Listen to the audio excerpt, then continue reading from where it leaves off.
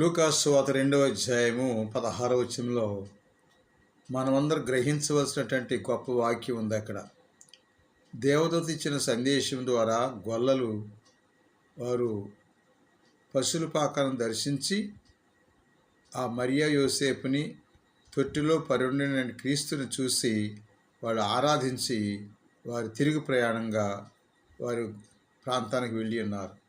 అలాగే నాడు మరియని యోసేపుని బాలుడని క్రీస్తుని కూడా వాళ్ళు కనుగొన్నారు.